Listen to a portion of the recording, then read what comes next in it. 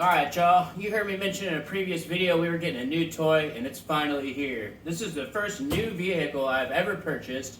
It's a 2024 X-Pro Storm 250 DLX and we're going to put it together today. I paid $1,400 for this bike shipped. It was $1,149 base price and then $299 free. So pretty affordable entry-level option.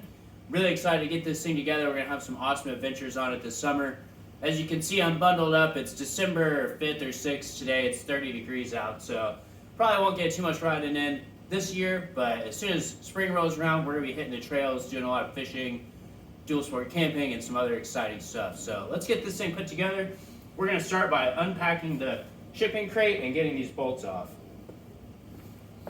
So let's talk about the front of the bike for a minute. The first thing we're going to do is mount the handlebars, and we've got two mounting positions here, so you can select either of these hole sets to push the handlebar further away from you or closer towards you. So the way that this goes together is we're going to take our handlebar mounting bracket right here, and then one of these 8 Torx bits, and then select our mounting location for the handlebars. I'm going to go a little bit further away from me and see where that goes. And that goes in there just like this. Now, something that a lot of other guys do is put a little blue thread locker on there, and just to keep anything from rattling loose. So let's go ahead and get these handlebars installed.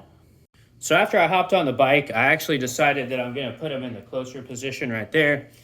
So let's go ahead and get our mounting screw and put a little bit of blue Loctite on there. We'll just take the socket like that and then thread it in by hand until it bottoms out.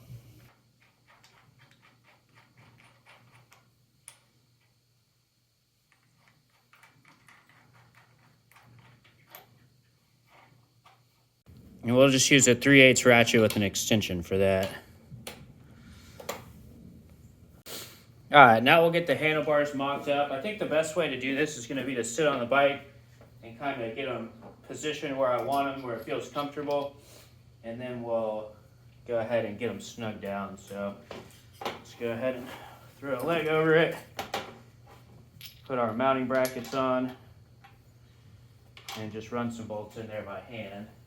These top bolts were a little bit difficult to reach because of the location of this handlebar cross member, so I'm just using a U-joint ratchet flex head to tighten the front bolts down.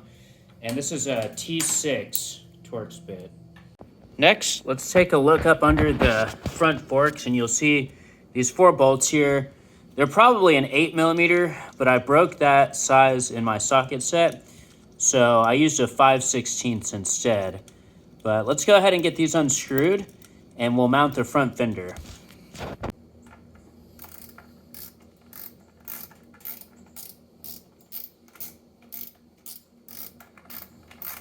Next, we'll go ahead and get the taillights mounted. They come with some pre-installed nuts on the back side, so basically just put it in the position you want and then tighten the nut down, making sure that the LED indicators are facing out. Let's see how that looks. That one needs to come up just a little bit.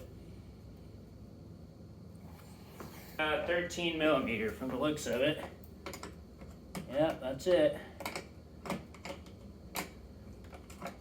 All right, moving along with our wiring, we're going to start by connecting the yellow, red, and green connector here to the yellow, red, and green connector on the digital readout. This side goes to your wheel speed sensor, and then this is to the digital readout to tell you how fast you're going. So we're also going to use a little bit of dielectric grease just to keep the moisture out of these connection points. Go ahead and squeeze some of that in there and pop it in. All right, next we've got the green, red, black connector. This comes from the engine kill switch. And I think actually I might run this down the bottom like this. That looks better. Just to get a little bit more room. And then that's going to go to the engine wiring harness here on the green, black, red connector. Oh, and let's not forget the grease. All right.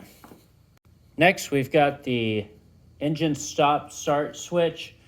and the right hand control. So this is going to be the power button. I said ignition or kill switch earlier. That was actually the key, the ignition switch. So this is going to be the engine start stop button right here, the green, black, and yellow and red wiring harness. Next, we've got the horn, light, and turn signal wiring harness, and that's going to go here. So this is the teal, blue, gray, green, brown wiring harness. Put that in. There it is.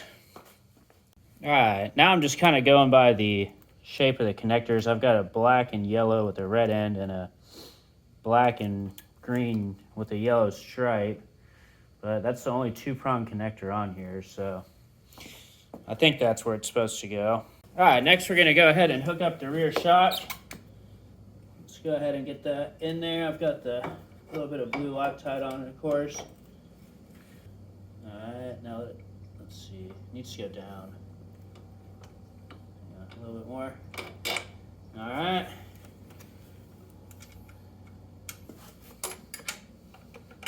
Was that right? It's a 13 and a 14. That was close. Close enough. The only thing I didn't show here was the assembly of the front brake. It was pretty straightforward. The forks are actually bolted to that shipping crate. So you need to pull the axle out of the shipping crate. There's a couple of like wheel bearing type things, some like cupped bearings that slide into the rim here. And then the caliper, I just compressed with a C-clamp to get it to open up enough to go around the rotor there. So that's basically all there was to the front brake assembly. Brakes feel pretty good. Rear brake was already hooked up. And we about got her put back together. Got the front wheel on, front brake hooked up, and the wiring harness all connected with the headlight. We also went and got the rear shock connected, double checked all that. So I think we just got to put the kickstand on there and hook the battery up, and we'll be ready to roll. Now we'll go ahead and hook the battery up. We've got our negative cable here and our positive here. All right, there she is all put together. We got the battery hooked up, and we're taking the protective cover off. Look at that. First vehicle on Hairy Dog's channel with 0 miles on it. How about that? Brand spanking new out of the box. All right, that's a pretty good looking setup right there. Got the Jeep, got the DLX 250. All right, brand new. The tank is leaking. Maybe there's a drain plug. Maybe the carburetor's not, or the petcock's not hooked up. There's a crack in the gas tank right there.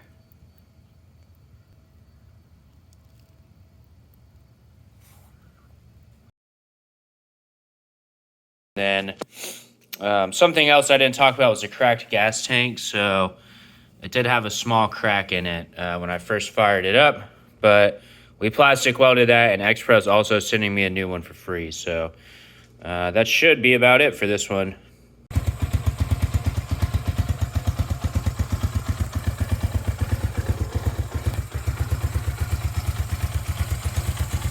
So there it is, my 2024 X-Pro Storm 250. She's purring. I will say she's a little bit hard at starting sometimes. That carburetor adjustment definitely helped, but it still gives me a little bit of trouble on the first start up. I'm just kind of sitting here letting her warm up now, but she's running good. I've got 8 miles on her now. A couple things to note. It seems like the clutch does not ever fully disengage. So I'm gonna have to adjust the clutch down here at the adjustment linkage. That's basically the only thing I have to complain about, really, other than maybe a little bit of poor carburetor adjustment. Seems pretty lean, but we might could solve that with a little bit of a tinkering. Headlights seem to work good. Everything's going good with it. Now all I gotta do is ride it. So look forward to putting some more content out on this vehicle, and we appreciate y'all watching.